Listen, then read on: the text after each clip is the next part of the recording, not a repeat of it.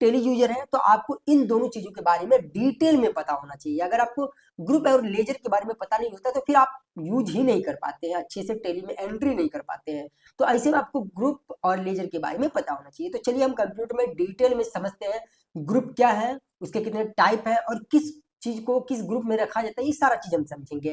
Practical basis पे देखेंगे कि हम कैसे ग्रुप बना सकते हैं, मास्टर ग्रुप बना सकते हैं, बहुत सारी चीजों के बारे में जानेंगे। Hello everyone, my name is Siddharth and आप देख रहे हैं टीएस डिजिटल। एंड अगर चैनल पे नए हैं तो चैनल को सब्सक्राइब कर लीजिए, बेल आइकन को प्रेस कर दीजिए और इस वीडियो को लाइक करके एंड कमेंट करके जरूर बताइए कि ये वीडियो आपको कैसा लगा। तो चलिए शुरू करते हैं इस वीडियो। तो देख सकते हैं हमने आपके लिए एक प्रेजेंटेशन बनाया है ताकि आपको हर एक चीज बारीकी से समझना है।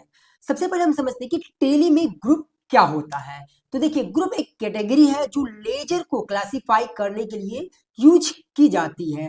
टेली में हर एक लेजर किसी न किसी ग्रुप के अंदर होता है। ये group financial statement like balance sheet, profit and loss account में ट्रांजेक्शन को अच्छे से ऑर्गेनाइज करने में मदद करता है। इट्स मीन ये हमारा ग्रुप कहलाता है, राइट। उनके अलावा हम ये समझते हैं कि टेली में ग्रुप क्यों जरूरी है। एक्चुअली जब हम टेली का इस्तेमाल करते हैं तो वहाँ पे ग्रुप आखिर क्यों जरूरी है।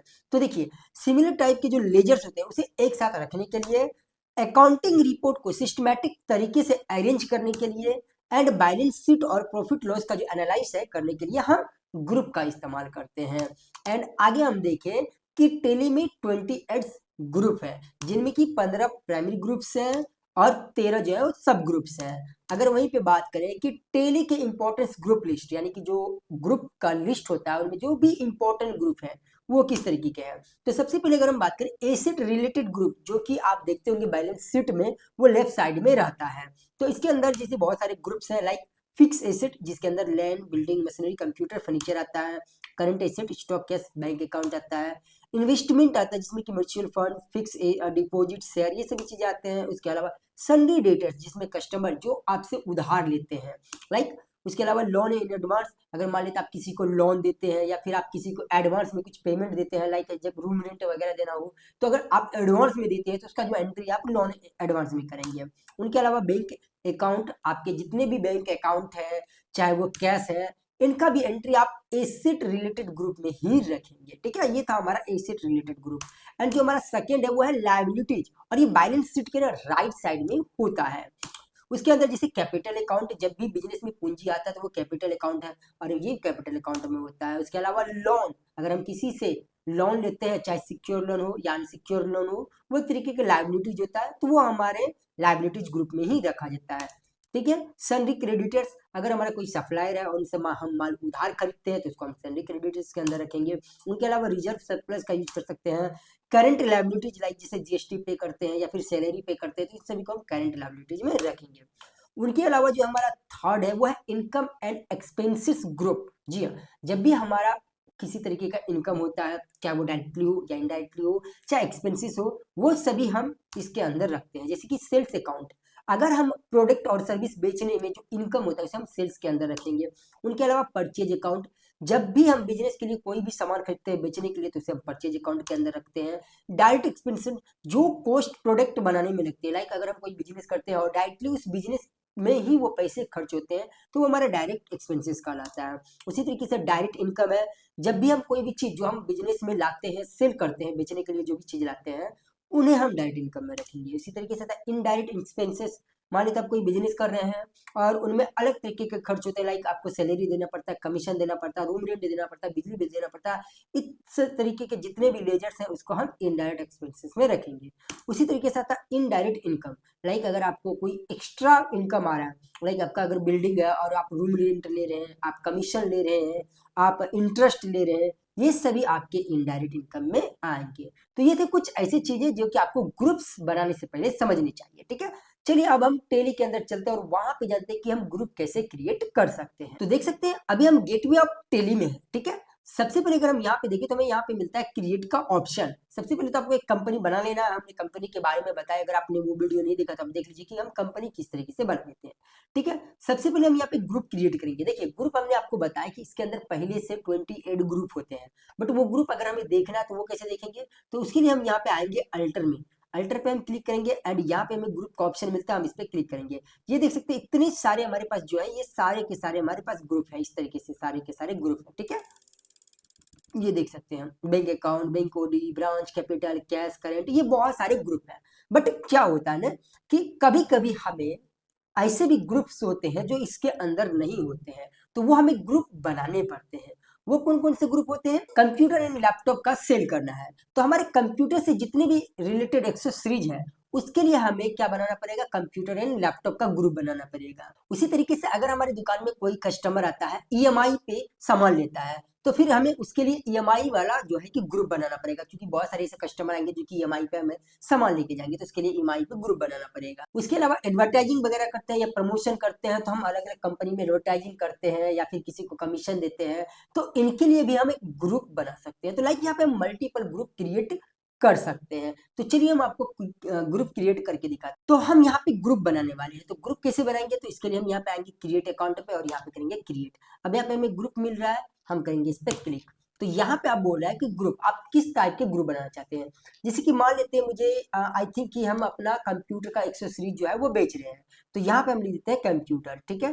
तो यहाँ पे अगर मान लेते हैं कि हमारे पास बहुत सारे लेजर, लाइक हमारे पास अलग अलग तरीके के कंप्यूटर है, तो उन सभी कंप्यूटर को हम इस कंप्यूटर ग्रुप के अंदर रखेंगे। बट ये जो हमारा कंप्यूटर, ये हमारा क्या है? तो ये हम परचेज किए हैं, लाइक हम यहाँ पे सेल करेंगे, तो ये हमारे बेचने के लिए ही है, तो यहाँ पे हम इसको सेल्स अकाउंट के अंदर रखेंगे, ठीक है।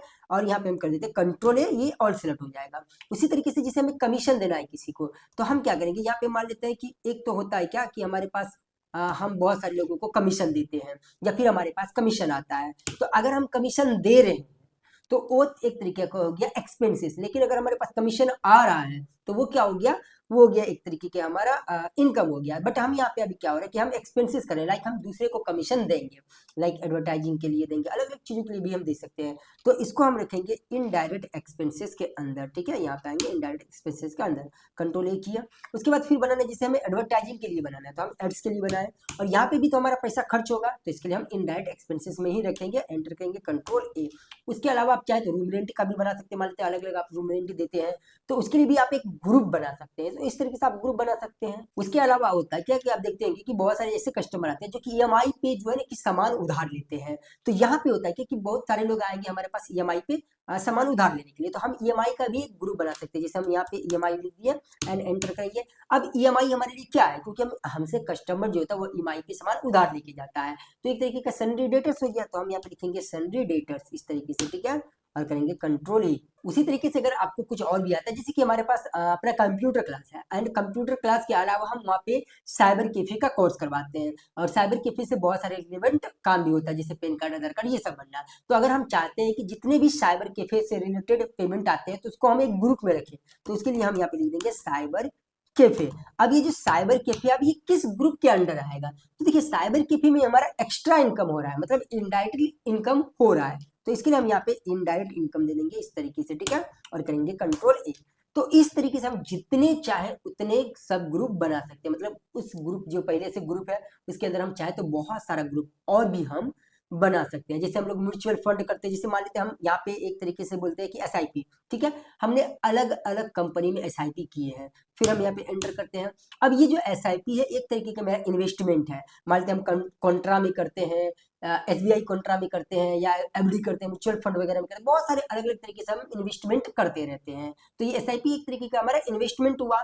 तो अब इसको हम किस ग्रुप के अंदर रखेंगे? तो इसको हम रखेंगे इन्वेस्टमेंट ग्रुप के अंदर। ये देख सकते हैं इन्वेस्टमेंट आ गया, कंट्रोल करते हैं। उसी तरीके से आप लोग देखते होंगे आजकल एलआईसी पॉलिसी जो है ना कि बहुत चलता है, लाइक हम भी एलआईसी पॉलिसी करते हैं।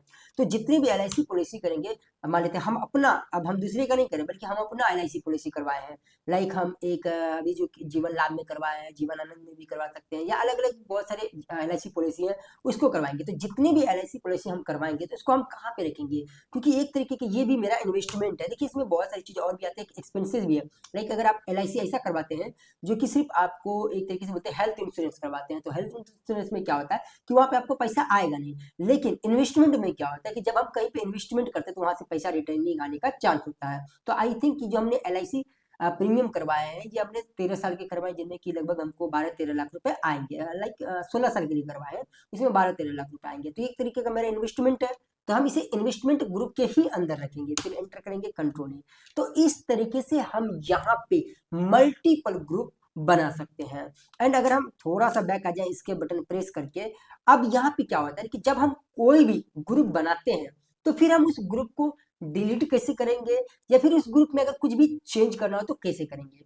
उसके लिए हम यहाँ पे आएंगे, ये देख सकते हैं हमारे पास यहाँ पे क्रिएट वाला ऑप्शन है, इसी के नीचे में हमें ये मिलता है अल्टर का ऑप्शन, हम करेंगे एंटर। एंड अब यहाँ से आ जाते हैं हम ग्रुप में।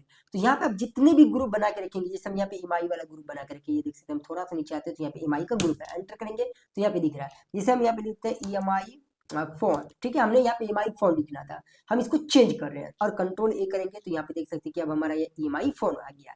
बट इनमें हम चाहते हैं कि कोई सा भी ग्रुप को डिलीट करना जो हमने बना के रखे हैं, तो उसको हम इजीली डिलीट कर सकते हैं। जैसे मान लेते हैं हम यहाँ पे आते हैं थोड़ा सा नीचे में, ये कंप्यूटर, ये जो हमने कंप्यूटर वाला ग्रुप बनाया है सेल्स अकाउंट, इसे हमें डिलीट करना है। तो फिर हम कैसे करेंगे, इसके लिए करना कुछ नहीं, आपको जो आपके कीबोर्ड में अल्ट बटन है, अल्ट के साथ आपको डी दबाना है, अल्ट डी, तो ये डिलीट का ऑप्शन आ जाएगा। यहाँ पे बोला यस या नो, तो जैसे आप यस करेंगे तो ये हमारा डिलीट हो जाएगा। तो इस तरीके से हम यहाँ पे जो भी ग्रुप बनाते हैं उसे हम डिलीट कर सकते हैं, या फिर चेंज कर सकते हैं, या फिर हम यहाँ से ग्रुप को क्रिएट कर सकते हैं। तो आई होप कि आपको समझ में आया होगा कि ग्रुप्स क्या है एंड इनकी क्या यूज है, और ग्रुप को हम डिलीट कैसे कर सकते हैं, एंड ग्रुप को हम अल्टर कैसे कर सकते हैं, यानी कि चेंज कैसे कर सकते हैं। इन सभी चीजों के बारे में हमने जाना। आई होप कि ये वीडियो आपको काफी अच्छा लगा होगा। इस वीडियो को लाइक कीजिए, अपने दोस्तों के साथ शेयर कीजिए, एंड चैनल पे नए हैं तो चैनल को सब्सक्राइब कर लीजिए, और कमेंट करके जरूर आप बताइए कि आपको ये वीडियो ग्रुप के बारे में कैसा लगा। हमने आसान तरीके से आपको समझाने की कोशिश किया, और अगर आप चाहते हैं इसका पूरा डिटेल लेना तो आप हमारे टेलीग्राम चैनल पे जा सकते हैं, और वहां पे आपको पूरा पीडीएफ जो कि टेली से रिलेटेड है वो सारे आपको मिल जाएंगे। चलिए मिलते हैं नेक्स्ट वीडियो।